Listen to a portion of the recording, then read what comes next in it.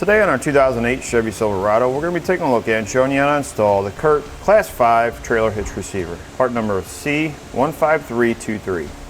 This is what our hitch looks like installed. This type of hitch is going to be good for anybody that's doing any heavy duty hauling. Maybe you have a camper that's not a fifth wheel. This would be great for that. It's going to be a Class 5. It's going to be 2 inch by 2 inch. You're going to have a 5/8 inch hitch pin hole. Safety chain loops are large plate style, large rings, give you plenty of room for different size safety chains. You're also going to have a reinforced collar here. It's going to give you extra stability on your receiver tube. Now you're going to have a max tongue weight of 2,400 pounds, which is a downward pressure on the inside of the receiver tube. You're going to have a max trailer weight of 16,000 pounds, which is a trailer plus a load included. You can use weight distribution with this hitch. The tongue weight is going to stay the same, however the trailer weight is going to go up to 17,000 pounds. Now you're going to want to pick the lowest number between your vehicle and the hitch. This hitch is going to increase your towing capacity, whereas your Class 3 or your old school bumper mount ball is going to give you a much lower towing capacity. Now we will give you a couple measurements to help you when deciding on any hitch mount accessories you may need, such as a ball mount, bike rack, or cargo carrier. From the center of the hitch pin hole to the outermost part of the bumper will be about 2.5 inches. From the ground to the top innermost part of the receiver tube will be about 19.5 inches. Now let's show you how to get this installed. To begin our installation, we've gone ahead and removed our spare tire.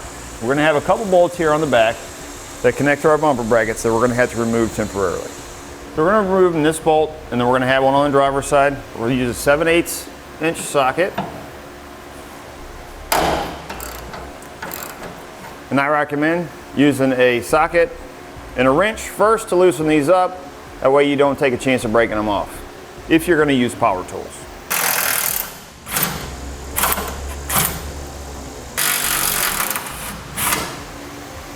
Now as an extra set of hands, we're going to take our bolts that we just removed, we're going to put them back in on the hitch on the rearmost holes. Now you'll have your carriage bolts are all going to be the same size. You're going to have a longer bracket and you're going to have a shorter bracket. The longer bracket is going to go here on the forwardmost hole, and the smaller bracket is going to go on this center hole. So we'll take our carriage bolt, put it into our spacer block, and you're going to drop it down through the hole like that. Same thing with the long one in this forwardmost hole here. Take a flange nut and we'll thread it onto our bolts. And with this one, and we're going to repeat that same process on the other side. Next, we'll tighten all of our hardware down. Again, we'll be using a 7/8 inch on the back. We'll be using a 3/4 on these.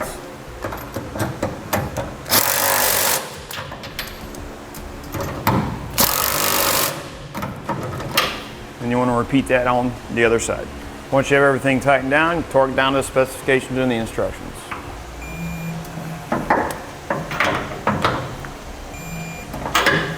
Once you have all your hardware torqued down, the only thing left to do is install your spare tire.